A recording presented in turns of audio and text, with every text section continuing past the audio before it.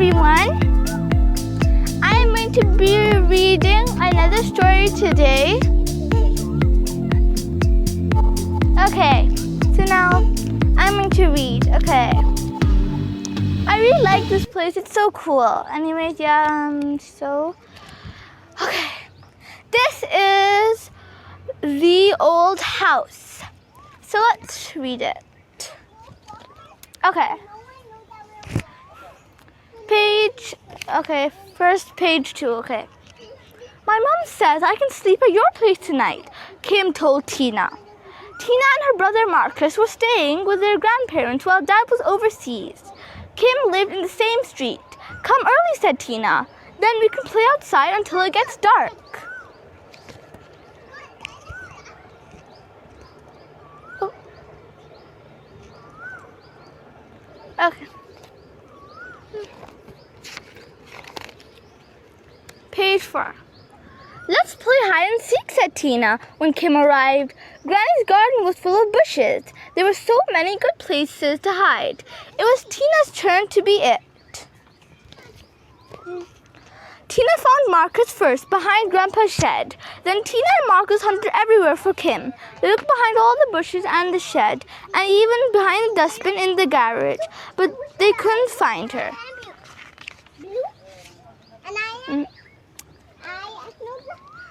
Kim had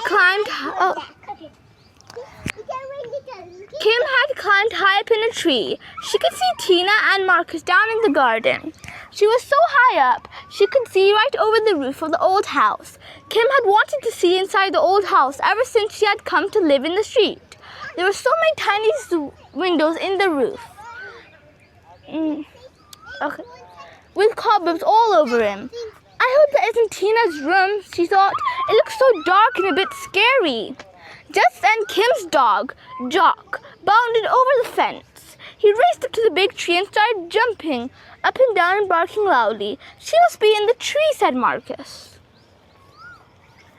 Kim looked down from her hiding place in the tree. Go home, Jock, go home, she said. You've spoiled the game. When she was back on the ground, Kim told Tina and Marcus about the little windows on the roof. That's the attic, said Marcus. Time to come inside now, called Granny. Page 8. Tina and Kim went upstairs to Tina's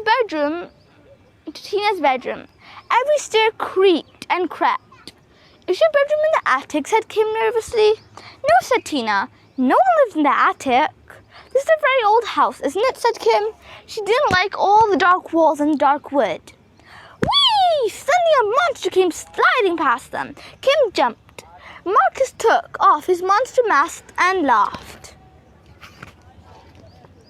Kim put up her overnight bag in Tina's bedroom. That's your bed, Kim, said Tina. Kim sat down on one of the old wooden beds. It squeaked and groaned. What would you like to do now? Asked Tina. You can make some more monster masks if you like. Yes, agreed Tim. Then we can scare Marcus. Tina made a mask with very long pointed teeth and wild eyes. Kim's mask had only 3 teeth and a very bent nose. They put on their masks and wrapped themselves in the bed covers. Hi, Aliza. Hi, Bla. Okay. So, page 11. They crept along to Marcus's bedroom. He was busy reading a comic. He didn't hear them coming into the room. Rawr! Roared Tina and Kim. That didn't scare me, said Marcus, but Kim had seen him jump. Time for tea, called Granny Petros from downstairs. Page 12. After tea, Grandpa Petros played tune on his accordion. Tina started clapping in time to the beat. I love Grandpa's old song, she said. This is cool, said Kim. Let's dance. Tina, Kim, and Marcus started dancing. Even Granny Petros joined in and sang a song in Greek that Kim couldn't understand. Story time now, said Grandpa. He put down his accordion and turned off the light. It was very dark. Grandpa held a torch under his chin. It made strange shadows. Once upon a time, began Grandpa, in the middle of a dark forest, there was a haunted house. There was a big attic with, on the top of the house, in the attic lived a white ghost with white hair. Every night the ghost would blow a cold wind through the house. Woo, woo, woo. Every night it rattled its chains. Rattle, rattle, rattle. Every night the ghost floated to the house, and the house creaked and cracked and banged its doors. And all the children pulled the covers on their heads and didn't dare to get out of bed until it was morning. Tina and Marcus were trying not to giggle, but Kim shivered. She was thinking about the attic at the top of the house. Perhaps there was a white ghost up there. Time for bed, said Granny Petros. Page 16. Kim and Tina went up the stairs. It was warm in the kitchen, but the stairs were cold. Every stair creaked. Does your grandpa tell scary stories like that every night? Asked Kim. We let him think we're scared, but we aren't really, said Tina. Okay, now let's do page 17. Time to go to sleep, girls, said Granny. When they were in bed, lie down and I'll turn off the light. What's going to happen next? Let's see. So, it was very, very dark when the light was out. In Kim's room at home, there was a night light shaped like a frog. In Tina's room, there was no light at all. Kim wanted to ask if she could turn on the light, but she didn't want Tina to think she was a baby. Every time Kim moved, the old wooden bed creaked, so Kim lay very still. Woo, woo, woo. What was that? It must be the ghost. Kim's heart was thumping. Tina, she whispered, do you hear that woo, woo, woo? It was just Grandpa opening the back door, said Tina, yawning. Rattle, rattle, rattle. Tina, Kim whispered, did you hear that rattle? Rattle, rattle. Just Grandpa locking the door, said Tina sleepily. Oh, this is like a very scary story. It sounds very scary. Okay. Kim was wide awake. She stared into the dark. She couldn't stop thinking of ghosts, especially the white ghost in the attic. She shivered. She thought longingly of her bedroom at her home, and the green frog nightlight that kept the scary thoughts away. She thought about Mom and Dad. She wanted to go home. At last, she couldn't bear it anymore. She climbed out of bed and crept across the room. Tina didn't stir. She was fast asleep.